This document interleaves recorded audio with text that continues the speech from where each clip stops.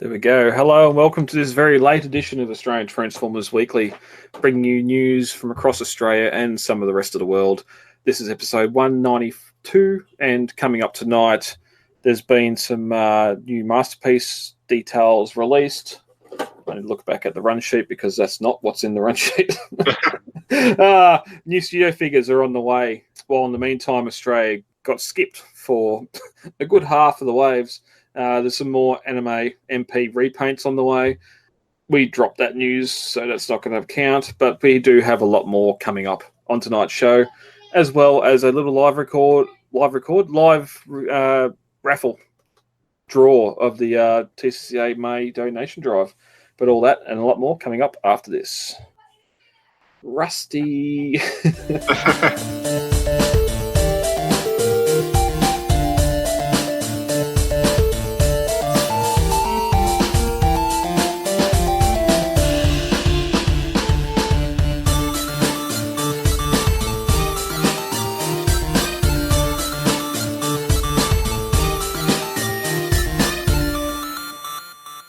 I'm Brad Ostrom Prime, back for 192. It has been a few weeks.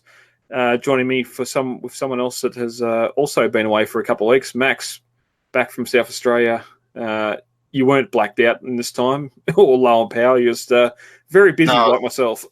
Just out and about doing stuff that maybe sometimes you'd rather not be doing. But hey, I'm here now and shows a pretty good week to come back by the looks of things.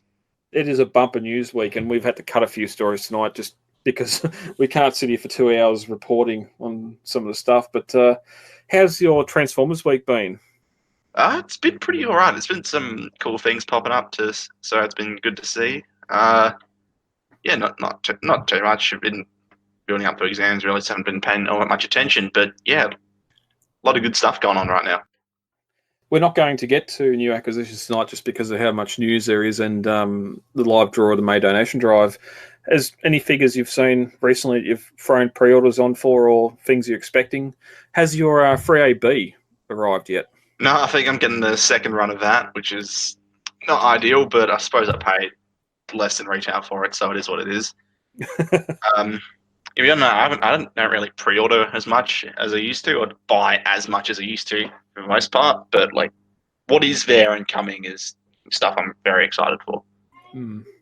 Yeah, I pretty much threw money down on Masterpiece Black Arachnia as soon as that announcement went up, and some of our local retailers listed it for sale. So I do not blame you for a second. Just quietly, there are two coming, so look out for the Christmas donation drive. There may be a Black Arachnia being thrown into the kitty there. Apart from that, I've fallen in love with BotBots. There's been a bit of a step along the way. We'll get to that in a later episode when we do some new acquisitions. But for the most part, enjoying BotBots. And I seen some of the studio series today, more so the War for Cybertron stuff, and had a look at Ironhide and thought he looks okay. And then didn't buy it. I ended up buying a bike, so brought a push bike instead. So there's not a lot at retail at the moment that I'm looking to buy, and especially after some of the news we're going to get to in a minute with the constructicons, especially. But there's always a better option nowadays, it seems. Yeah, yep. You just got to wait a little bit, and that option presents itself. But Max, if you're ready, we'll get into tonight's show. Jump straight into it. All right, bot shots. This week, back once again, Kyle Kurkwood has got a nice use of Masterpiece MP36 Megatron, not a nice image of Masterpiece Megatron, because it just shows how shit that figure is. But look at the gaps in those hips. You cannot tell me that makes that figure look fantastic. Well, there's plenty of other things to make it look fantastic. I think I can live with the gaps in the hips. Well, yes, those eyes do look fantastic, glowing. How many years have you and I been doing this again? We've been back and forth for a while. Of this specific figure too. Yeah. And before someone brings it up, yes, I do have it, but I got the KO because I was not paying for this figure. But it is fantastic and an iconic shot of Megatron doing the iconic prepare to die and such heroic nonsense pose. So congratulations, Cole, your week 2 of June winner. Unfortunately, due to the competition being a bit slow on that, we'll be doing a mid-year draw for the first few months' winners at the end of the month. So there's 2 more chances of getting a draw for a figure there. I think we're going to give away a Voyager Blitzwing from Titan's Return, and that'll be it for the rest of the year. So we'll tie that up early and get some figures out to some winners. Brilliant. We're going to move swiftly on and get to the news. Straight into news. Hasbro news. That will take us into some news. What news comes from Via Yonder? Max, I don't know how your local toy retailers have been dishing out figures, but they've been pretty slow here. And all of a sudden, in this last couple of days, we've seen a pretty quick and wild release of Wave 6 of Studio Series figures here, Prime and Rampage. But it seems Wave 3, 4, and 5 we've completely been skipped on. Yeah, I feel like there's been things shown up here and there, but for the most part, there's been a lot of stuff which I know exists and I just haven't seen it. You know, I think past Brawl, there's been that Brawl and Megatron wave. There's been nothing, at least The around Voyagers. here. Yeah, past that wave of Voyagers, I've seen nothing. Yeah. We got the it was only recently we got Shatter and the helicopter version of Dropkick. Yeah, and I've only seen those 2 at a Comic-Con. Like, I haven't seen them in any physical stores at all. Wow, they're really warming shelves here.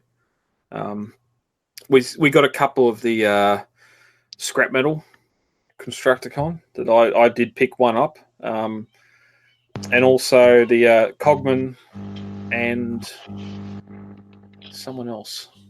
And was it the other Dread? Yeah, probably.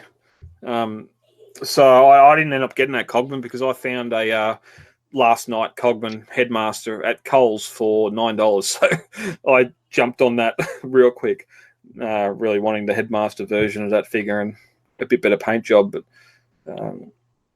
it's a shame. I think there's a few figures in Wave 4 and 5, especially that people are after. Bone Crusher is one I'd really love a second go at. There's the refined Prime as well, which is like the third version they've done. Yeah. They've taken on one specific mold. They've taken about, I think it's like 4 stabs at it in a Studio Series line now. So I know a lot of people were chasing that, and there's been no sign of that anywhere. Yeah. So it's really an online market at the moment. If you're collecting these figures and want to collect them all, online seems to be the best place to get them. Don't wait for retail. All right, up next, War for Cybertron, Siege, Ratchet, and Bluestreak in-hand images. Ratchet clearly being a repaint and a slight redo of the Ironhide. I held the Ironhide today in stores. I could not tell you what's been remolded on this apart from the head. I'm guessing there's some shoulder remoldings and maybe something in the forearms, but I think for the most part, this is a straight-up Ironhide repaint. Yeah, I believe so. Obviously the head, I suppose, but yeah, beyond that, it seems very much the same. I actually think this mold works a lot better for Ratchet. I don't know, maybe it's just me, but on the Ironhide, I think the colours sort of give you a vibe of the way the silhouette works. Or I think the lighting highlights a few more of the gaps in the mold, whereas with Ratchet, it comes off as it just comes off as a bit smoother looking, and it retains that detail, but it still looks more uniform. It's just like a subtle difference, but I think it's definitely better on this guy.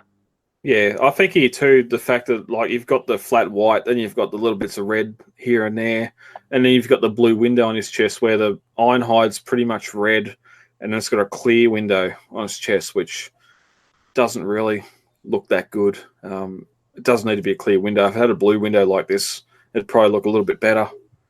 But we've also got Bluestreak as well, which looks a lot like the G1 counterpart, especially in the legs. Just how the back of the car, and you've got the back windows of the car on the front of his shins there. But yeah, this seems like another one where, I don't know, for whatever reason, it seems to work better for Bluestreak because of the colours. I don't know what's going on there. weird thing. It might just be the way they're traditionally drawn in comics or something. I don't know. It just seems to work a lot better for him. Maybe it could be also just the way it's photographed, but it's certainly. I think this mold looks better as Bluestreak than as Prowl. Mm. I mean, the cannons on the shoulders, it sort of takes away from the look of having that really broad chest a bit. I can't remember Prowl at all now. Did he have those shoulder cannons? No, he didn't. So, okay. Oh, maybe no. He I don't think he did. But if they did, there would be the Prowl ones, which were lower down. Yeah. In any case, like because his shoulder cannons are much more pronounced, it cuts up the massive smooth plane that is his chest a bit more, so it doesn't look quite as quite as overbearing on the rest of the figure. And then the same deal with the shins as well, which some people had issues with on the original Prowl version. It looks like they've filled in a bit of a detailing on there, or at least like the color of the plastic has changed where it's molded onto where the clear plastic is molded onto the shins. Yep. So it's less jarring to see just these massive great surfaces on him, which is a bit nicer. Plus, I think he some of the colours, like breaking up that silver, the black, the grey, and the red. It's a lot better colour distribution on this, is what you get with a Prowl, because Prowl's mostly just white and black. Yeah, I think so. It's just a bit more dynamic, and I think that helps sell the mold a bit more. There have been some new photos coming out of Wonderfest and one of the other Tokyo Toy Show as well this week. A lot of stuff we've already seen. Hound we reported on last week. There's a new Beast Wars. What's the lion guy? Yeah, the Liar Convoy. Yeah, so he's been announced as well.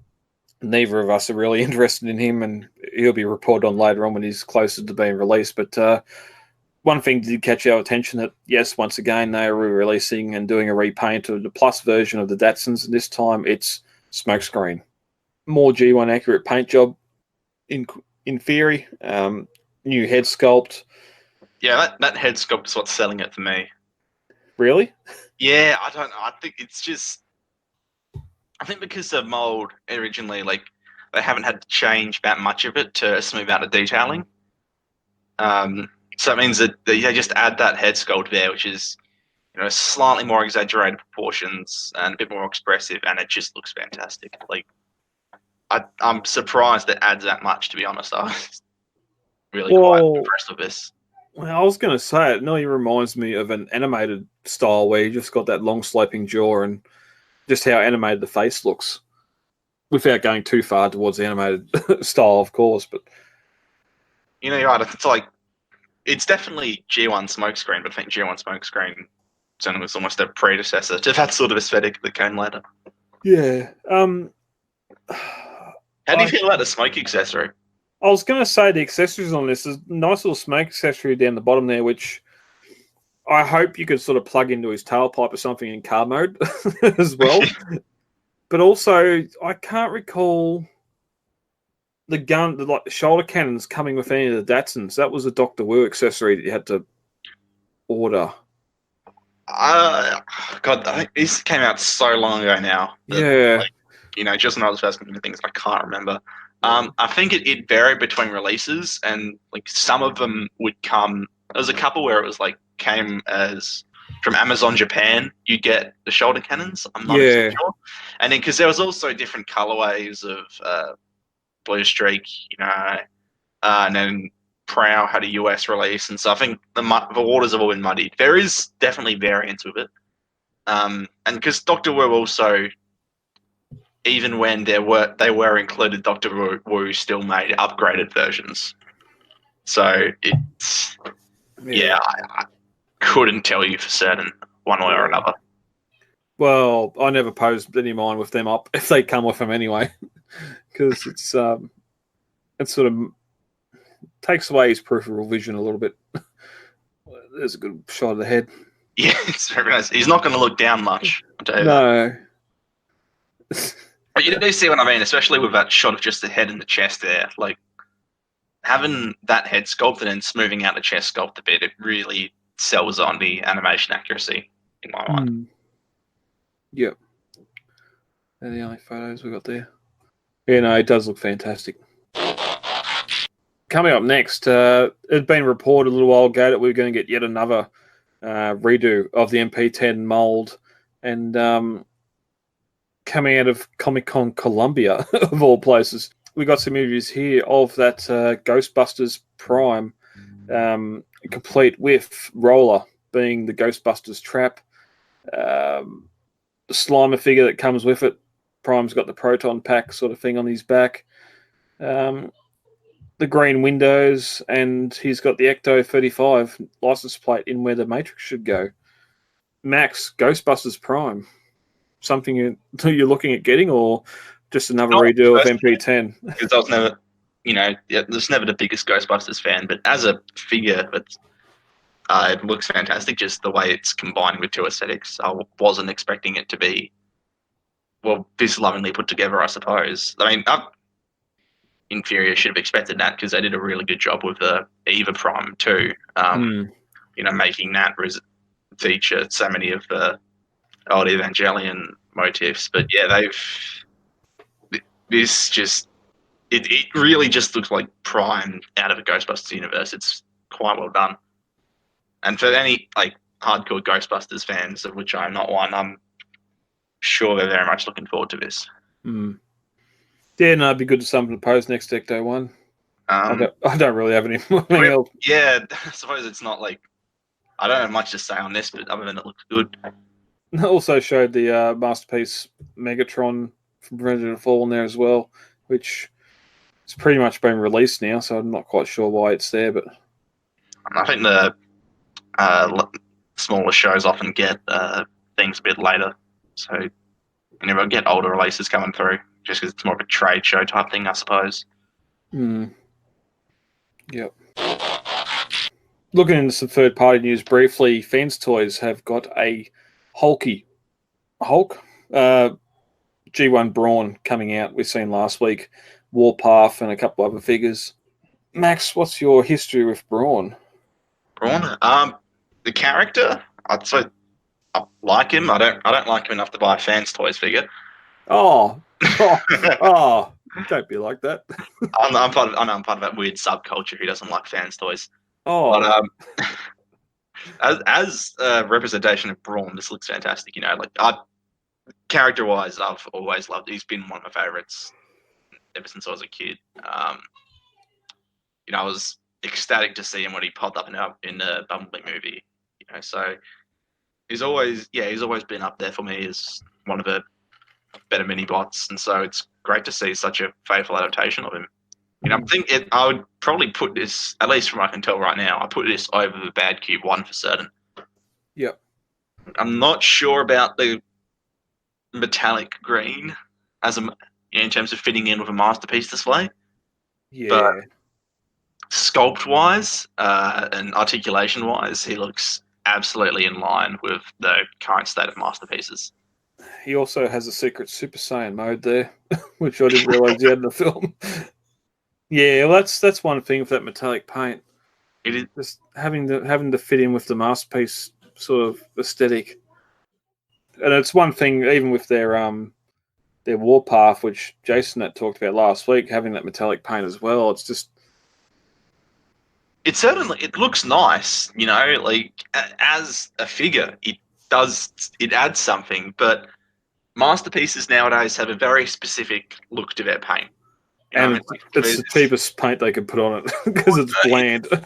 No, it's like this specific kind of gloss. They've been doing it since Bumblebee, I think, where it's, this, I can't really describe it, but you look in the older masterpieces like Sideswipe and Prowl, and they don't have that quality to them, even when they are painted.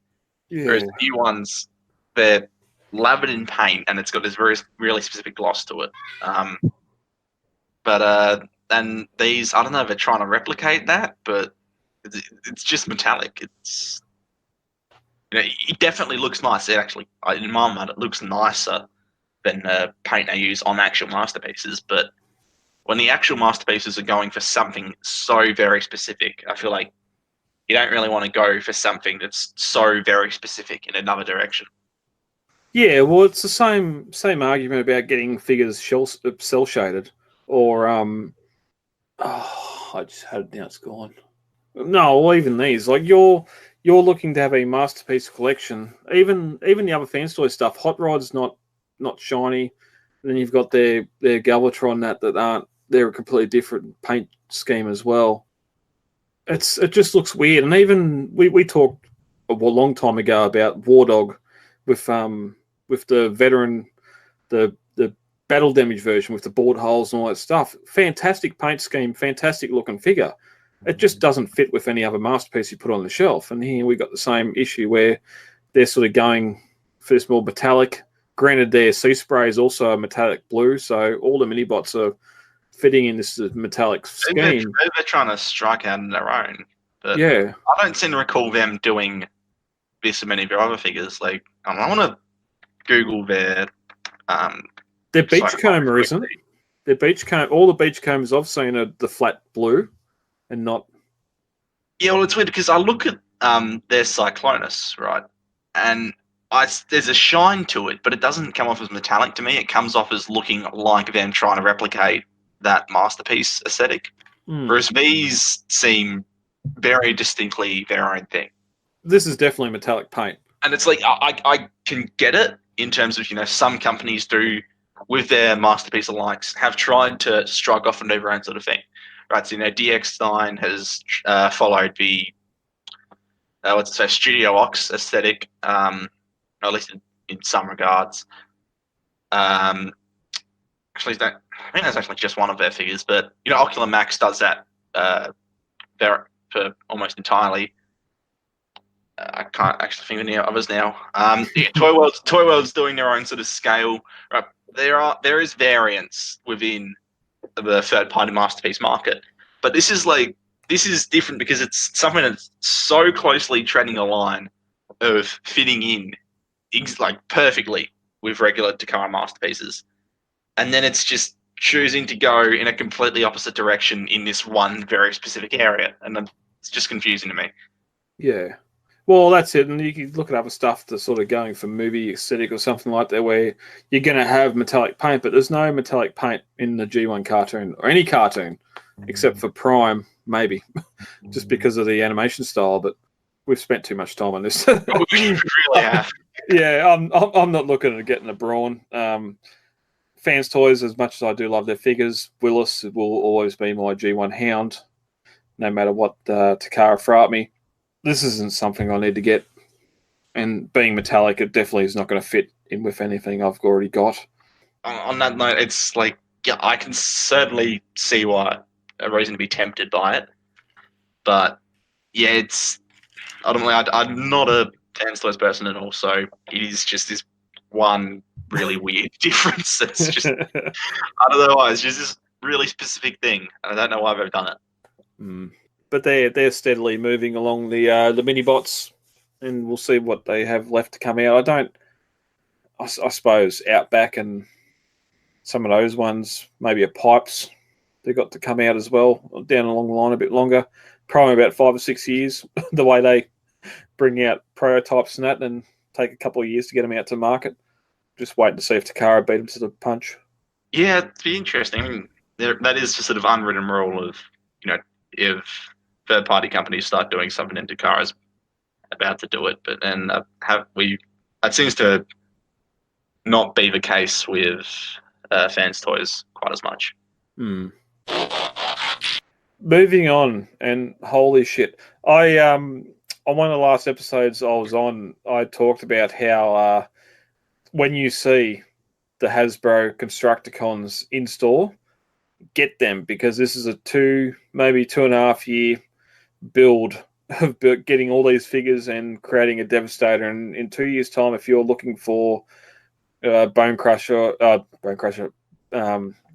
Scrap Metal, or any of the early release figures, you're going to be paying through the arse for them. But we have a new third-party company on the scene, Bumblebee, and they've released prototype images of their BB01 Split, which is Revenge of the Fallen Mixmaster, and BB02 Giant Axe, which is their Revenge of the Fallen Scavenger.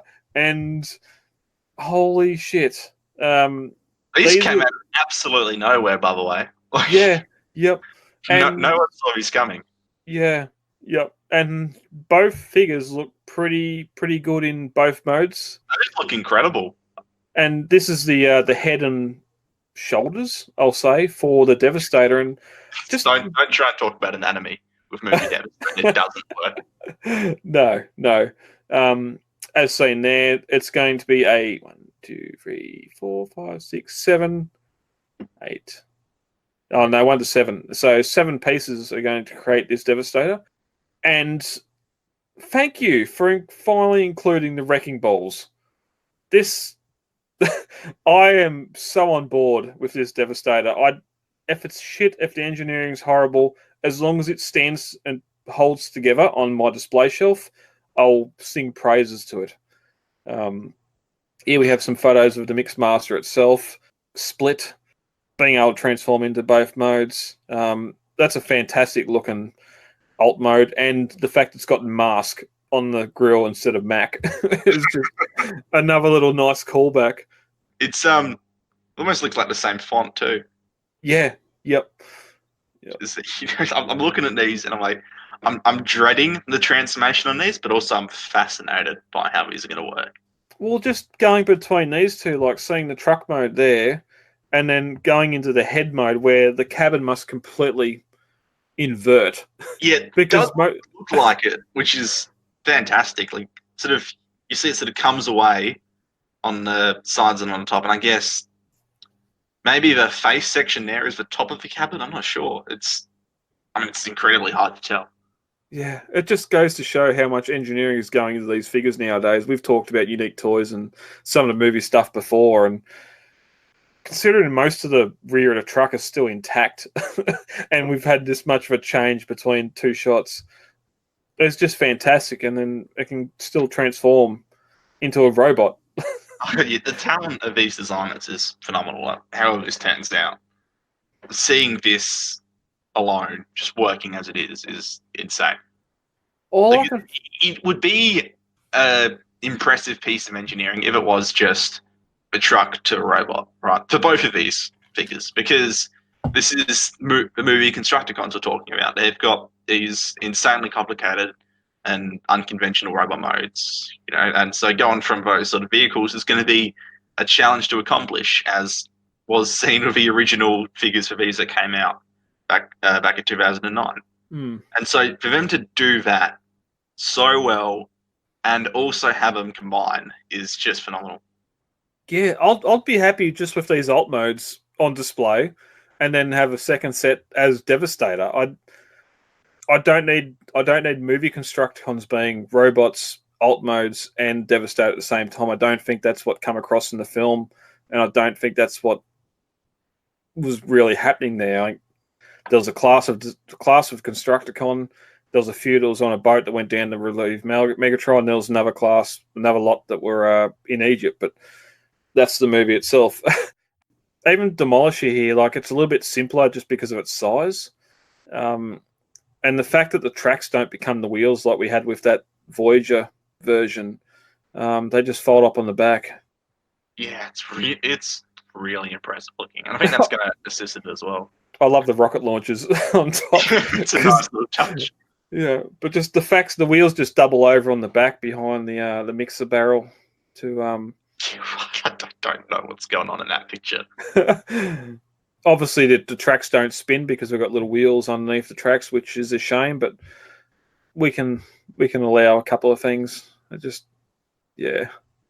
of course here they got the Voyager, Voyager Deluxe. Yeah, that's a Voyager Prime, so that actually gives a fantastic sense of the scale. Yeah. That's on top of it. This is going to be a big bloody figure, actually. It's 50 centimeters tall, which puts it the same height as the Titans Return or the Combiner Wars Devastator. Yeah, for that Scavenger to be that much larger than a Voyager, and then for that to also just form one small component of a Combiner, this thing's going to be enormous. That's the thing, though. That's just it's robot mode. when it combines back down into shoulders and the back of the head to hold Mixmaster, it's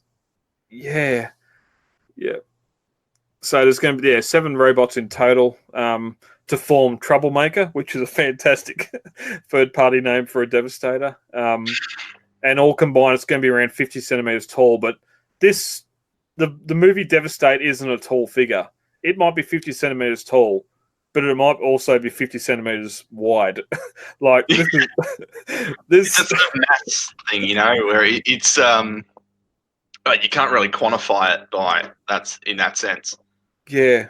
This is going to be a brute, and because of this, Good. I have scrap metal from Studio Series that is now going into my Last Night collection because it is exactly the same figure as what we've seen transform when the scrapyards raided. So he's not a Constructicon as far as I see it, and I will not be getting any of the other Constructicons because I'm going full hog into this guy. We haven't seen prices yet.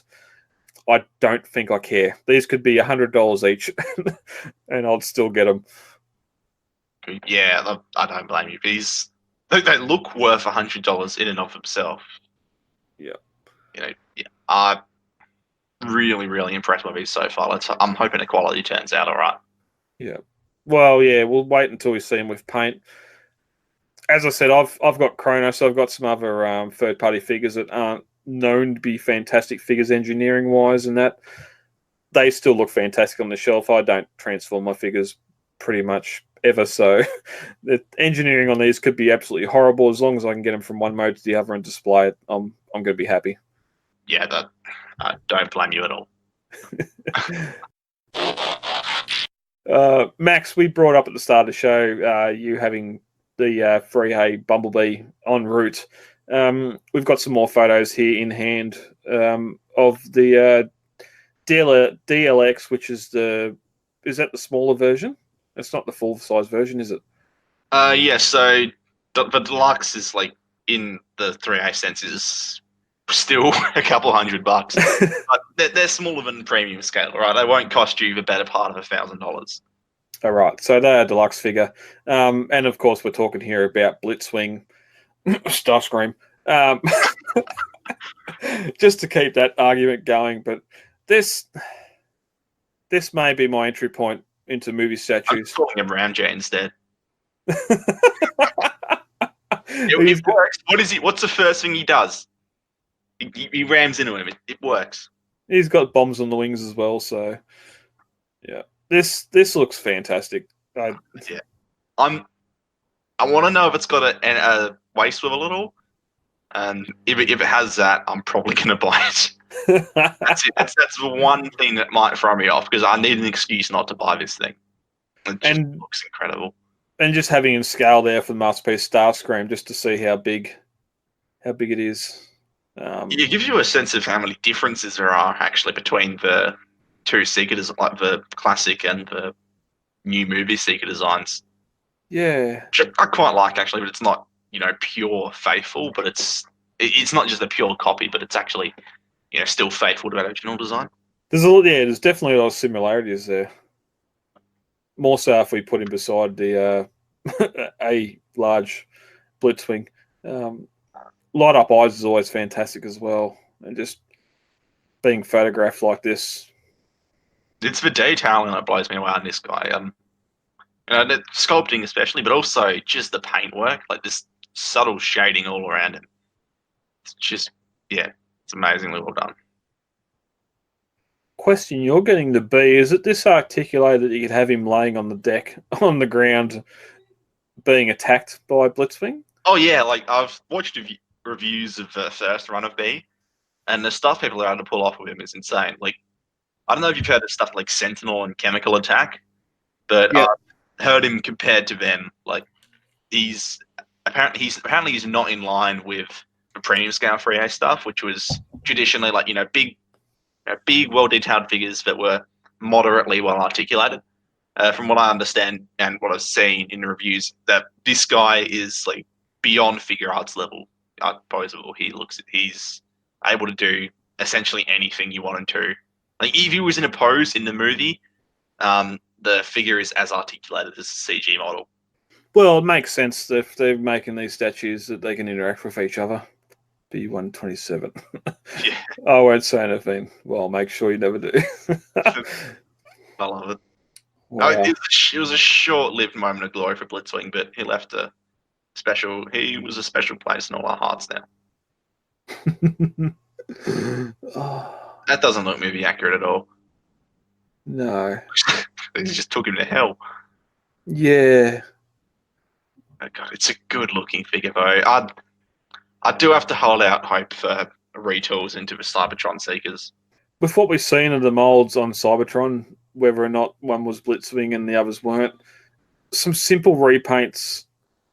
You need to change out the wings and like there's like a lot of the small details, but for the most part, you could keep a lot of the sculpting and some of the panels on there. You could just leave as is because like the Cybertron scene was added later, right? So it's not like he's retooled. His CG model is based off of those Seekers. Those Seekers are based off of him. Yeah, exactly. So they bear a lot of similarities.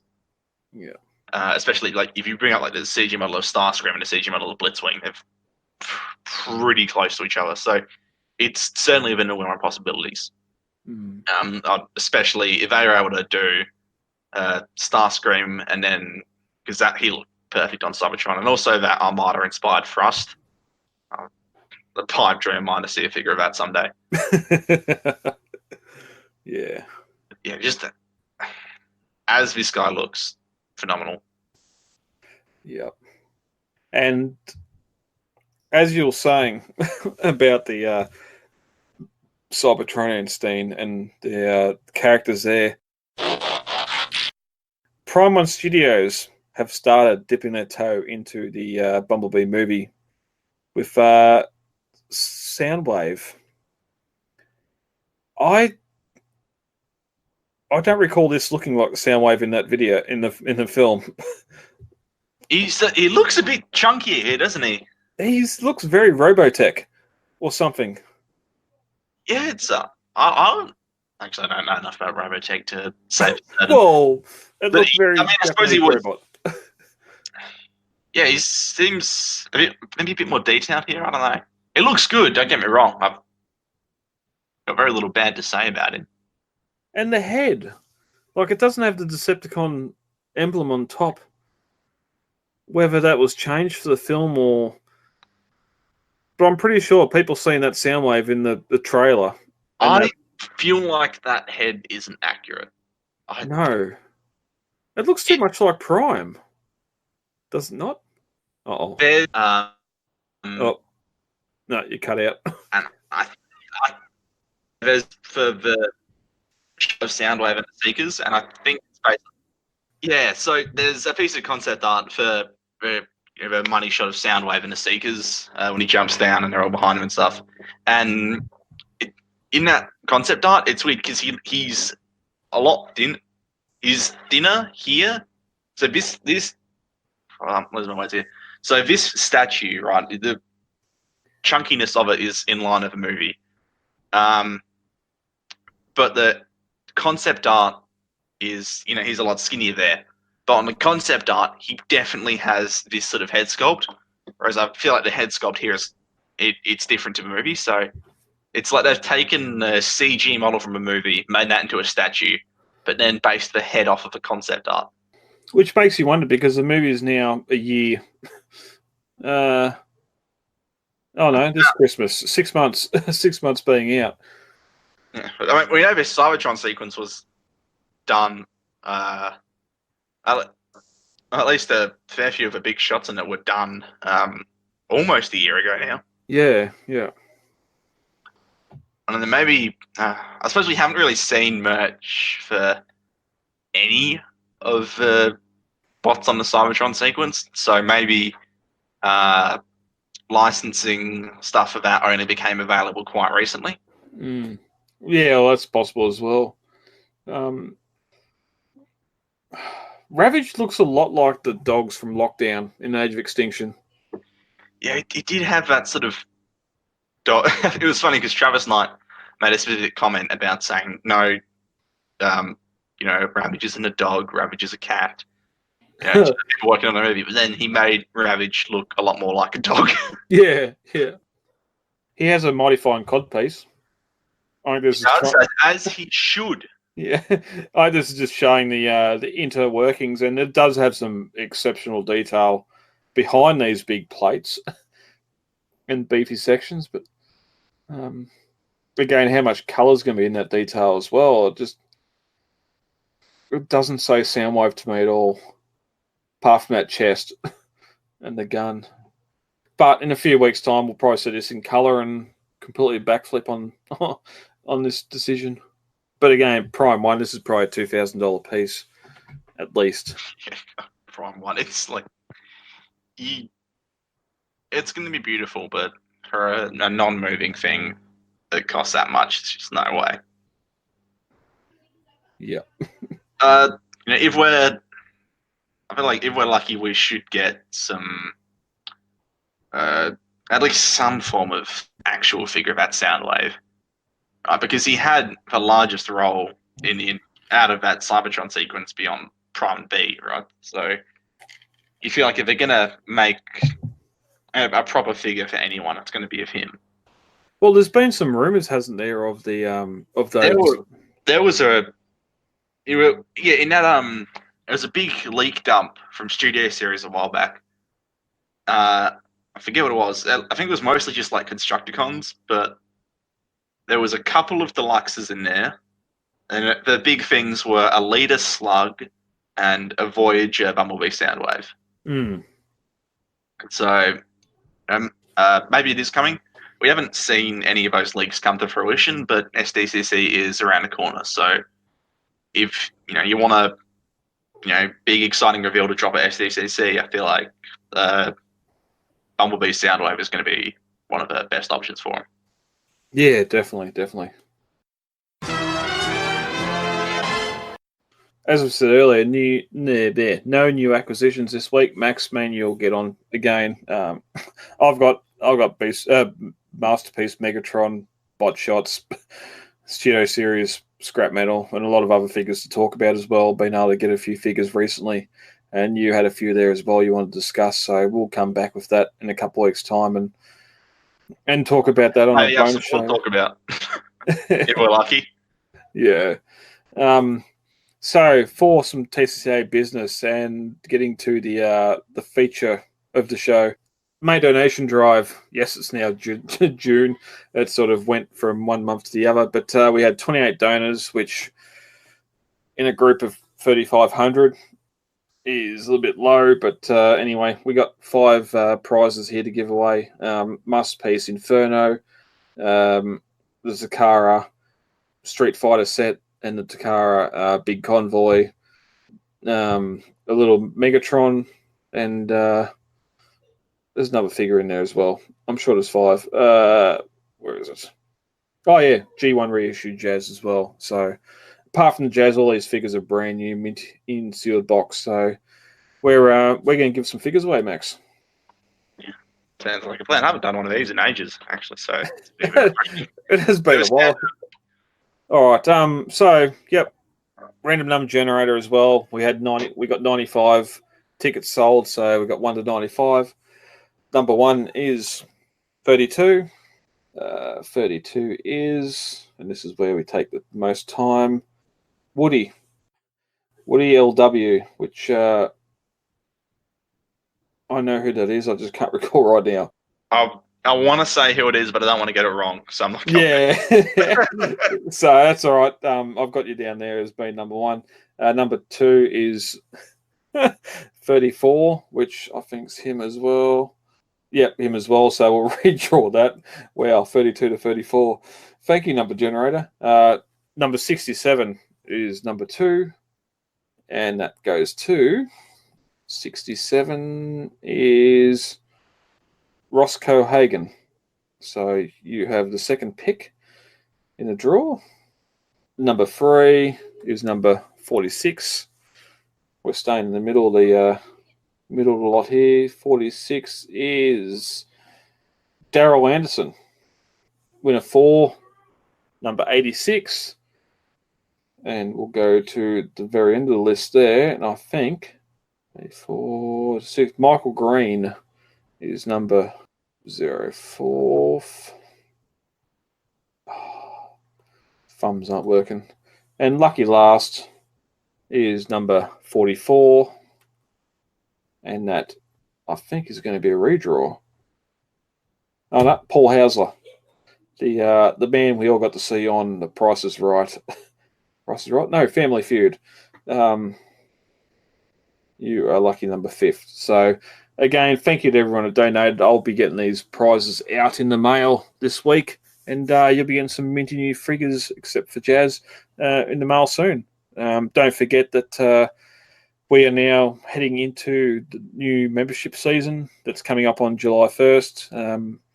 We got 2 new membership cards coming through. We've got a couple of new membership bumper stickers coming through as well. They're going to be part of the membership packs that I think people will like. So stand by for July 1st when all that stuff goes live. Lots of things happening for the club, so lots of things to look forward to. Yep, definitely. So in the meantime, that has been episode 192. Anything and everything we are about, you can find us on the Transformers Collectors Club Facebook group, and you can go over to transformerscca.com and the website and find a lot of stuff we're doing there as well. But until next week, which we might not be on for next week, Max. See how things go. We'll see what happens. We covered a bit of news this week. It's been very slow for news. Once we get to SDCC, news might pick up again. But until the next time we record, Max, thanks for joining me. Thank you for having me. Been a couple of weeks. We're glad to be back. Yep. And we'll be back whenever we can be for another Transformers Weekly. Awesome. Cheers, guys. See you.